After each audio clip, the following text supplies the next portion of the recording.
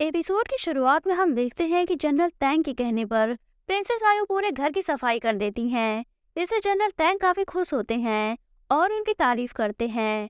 तभी वहां उनका बटलर आता है और उन्हें बताता है कि किंग ने आपको पैलेस में बुलाया है। उन्होंने गॉडफादर के कहने पर आपकी शादी का फरमान जारी किया है। ये सुनकर जनरल तैंग हैरान होते हैं और गुस्से में पैलेस की ओर निकल पड़ते हैं। प्रिंसेस आयु को लगता है कि उन्हें भी उनके साथ जाना चाहिए, इस पर वो भी उनके पीछे निकल पड़ती हैं। इधर जनरल तैंग किंग से काफी ज्यादा गुस्सा होते हैं, क्योंकि उन्होंने गॉडफादर के कहने पर उनकी शादी का फरमान जारी किया था। किंग उन्हें मनाने में लगे होते हैं। वो कहते हैं कि मैं मजबूर हूँ, बोइंग ने मुझे ऐसा करने के लिए कहा था, मैं उसे इनकार नहीं कर सकता। इस पर जनरल तैंग उनसे फरमान वापस लेने को कहते हैं, तो किंग इस पर एग्री नहीं होते।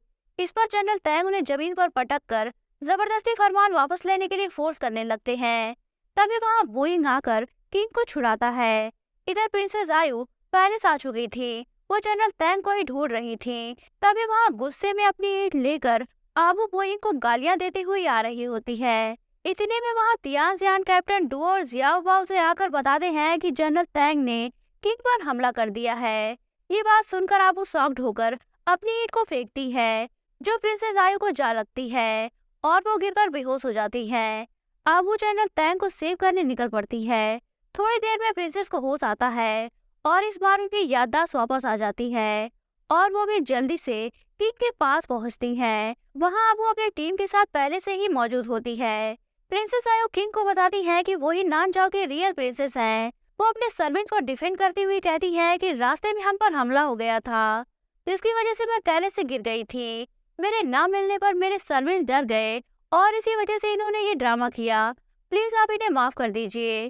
प्रिंसेस आयु किंग से जनरल तैंग को भी माफ करने के लिए कहती हैं और ये भी बताती हैं कि उन्हें जनरल तैंग ने ही सेव किया था। ये सारी बातें सुनकर किंग सभी को माफ कर देते हैं और प्रिंसेस से पूछते हैं कि क्या वो अब भी शादी को कैंसिल करना चाहती हैं। जिस पर प्रिंसेस मना कर देती हैं और कहती हैं कि वो उनसे शादी करेंगी। इधर जनरल तैंग को जब पता चलता है कि प्रिंसेस किंग से मिलने गई थी, तो वो उनके पास आते हैं। अब उन्हें भी उनकी आइडेंटिटी का पता चल चुका था। प्रिंसेस उन्हें बताती है कि वो किंग से शादी करने वाली है। ये सुनकर जनरल तैंग का दिल टूट जाता है। प्रिंसेस कहती है कि ये शादी उन्हें अपनी कंट्री के लिए करनी है, ताकि उनके लोग सेफ रहें और उन्हें कोई प्रॉब्लम फेस ना करनी पड़े। वो जनरल तैंग से ये भी कहती है कि वो हमेशा उनके बेस्ट फ्रेंड रहेंगे। इधर अब वो बोइंग के पास जाती है और उसे किंग से प्रूव करने की कोशिश करने लगती है, पर तभी उसे बाहर से किंगफिंग के पुकारने की आवाज सुनाई देती है।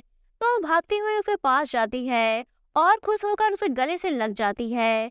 बोइंग भी उसके पीछे आता है।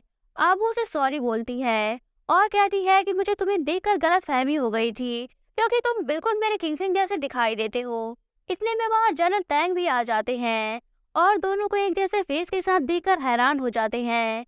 आबू उस बंदे को किंगफिंग समझकर उसके साथ चली जाती है। इधर बोइंग काफी टेंशन में अंदर आता है। यहाँ ये बात रिवील होती है कि बोइंग ही किंगफिंग है और जो नया बंदा किंगफिंग बनकर आया है वो ली है। यहाँ हम एक फ्लैशबैक देखते हैं, जिसमें जब किंगफिंग ने ली से आई ऑफ यूनिवर्स के पावर को एक्टिवेट करने का तरीका पूछा था, तो ली ने उसे बताया था कि आई ऑफ यूनिवर्स को एक्टिवेट करने के लिए उसे उसी जैसे किसी पावरफुल एनर्जी सोर्स की जरूरत पड़ेगी। इसीलिए उसे पास्ट में जाकर आई ऑफ यूनिवर्स को ढूंढकर उसकी पावर को अपनी बॉडी से हिट करना होगा, तभी उसके अंदर आई ऑफ यूनिवर्स की पावर एक्टिवेट होगी। पर आबू उसे ऐसा कभी नहीं करने देगी। इस पर किंगफिंग कहता है कि वो आबू को सेव करने के लिए कुछ भी करेगा। वो अपनी आइडेंटिटी को सीक्रेट रखते हुए आई ऑफ यूनिवर्स को ढूंढेगा और अपनी आबू को प्रोटेक्ट करेगा। इसीलिए किंगफिंग उस टाइमलाइन में किंग के पास बोइंग बनकर आया था, पर उसने ये एक्सपेक्ट नहीं किया था कि ली भी वहाँ किंगफिंग बनकर आ जाएगा। किंगफिंग किसी भी हाल में अब जल्द से जल्द आई ऑफ यूनिवर्स हासिल करना चाहता था, इसीलिए वो रात को पैलेस में चोरी छुपे प्रिंसेस आयु के पास से आई ऑफ यूनिवर्स लेने जाता है। पर तभी वहाँ दो मेड्स आ जाती हैं और वो अपने मकसद में कामयाब नहीं हो पाता। इधर ली आबू के साथ क्वालिटी टाइम स्पेंड करता है और आबू को वापस पाकर काफी खुश रहने लगता है। आबू भी उसे अपना किंगफिंग समझ रही होती है। एक सुबह बटलर कैप्टन डुओ को आकर बताता है कि उसकी मदर और जियाओ पानी में डूब रही हैं। इस पर कैप्टन डुओ जल्दी से उन्हें बचाने जाते हैं, पर यहाँ तो दोनों एक छिछले पानी के पूल में डूबने की एक्टिंग कर रही थी, क्योंकि वो दोनों देखना चाहती थी कि कैप्टन डुओ उनमें से पहले किसे सेव करेंगे। तभी कैप्टन डुओ को लगता है कि जियाओबा के सिस्टम में पानी की वजह से कुछ खराबी आ रही है। इस पर वो पहले जाकर उसे पानी से बाहर निकालते हैं। जियाओबा इस पर खुश हो जाती है, पर तियानजियान का दिल टूट जाता है और उन्हें लगता है कि उनके बेटे को उनकी कोई परवाह नहीं है। वो रोते हुए अंदर जाती है। तभी बटलर आकर उन्हें दिलासा देता है और एक रुमाल देते हुए कहता है कि वो खुद को सुखा लें, वरना उन्हें सर्दी लग जाएगी। इधर कैप्टन डुओ जियाओबा के साथ अंदर आते हैं, तो यहाँ ली और आप रोमांस करने में बिजी होते हैं। कैप्टन डुओ काफी सैड थे, तो वो उन्हें देखकर बाहर चले जाते हैं। जियाओबा भी उनके पीछे जाती है। इतने में वहाँ ली को आबू से दूर करने के लिए किंगफिंग आता है, पर उसी वक्त वहाँ बटलर आता है और उसे कुछ बताता है। इसे सुनकर वो बिना कुछ कहे वहाँ से चला जाता है। उसके जाने के बाद आबू बटलर से पूछती है कि क्या हुआ है। इस पर बटलर बताता है कि दरबार के सारे लोग प्रिंसेस आयो को एग्जीक्यूट करने की मांग कर रहे हैं, क्योंकि उन सबका कहना है कि प्रिंसेस एक मॉन्स्टर है।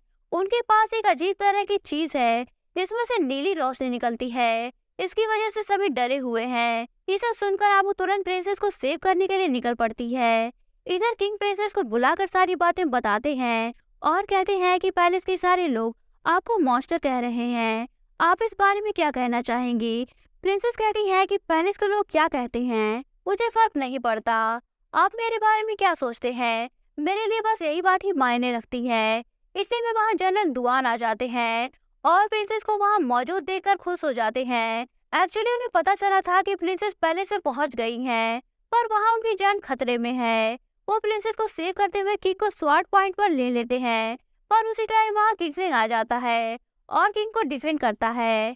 पर तभी वहाँ जनरल तैंग और ली के साथ आबू आती है और बिना कुछ सोचे समझे किंग के सर पर अपनी ईंट से मारती है, जिससे किंग घबरा जाते हैं और कहते हैं कि मैंने अभी प्रिंसेस को एक्सिक्यूट करने का ऑर्डर नहीं दिया है, फिर तुम सभी लोग मुझे क्यों मार रहे हो। ये सुनकर आबू खुश हो जाती है, पर तभी लीरैन आकर अपनी मैजिकल स्टिक से प्रिंसेस पर हमला कर देती है, क्योंकि उसे लग रहा था कि प्रिंसेस और जनरल दुआन का अफेयर चल रहा है। इस हमले को जनरल तैंग खुद पर ले लेते हैं, जिसकी वजह से वो बेहोश हो जाते हैं। यही ये पार्ट एंड होता है। तो दोस्तों, अगर आप जानना चाहते हैं कि कहानी में आगे क्या हुआ, तो बने रहिए मेरे साथ। और अगर आपने अभी तक चैनल को सब्सक्राइब नहीं किया है, तो चैनल को सब्सक्राइब करके बेल आइकन पर क्लिक कर लीजिए, ताकि आपको हमारे आने वाली वीडियोस के इंस्टेंट नोटिफिकेशंस मिलती रहे। तो मिलते हैं नेक्स्ट वीडियो में, तब तक के लिए take care and good bye.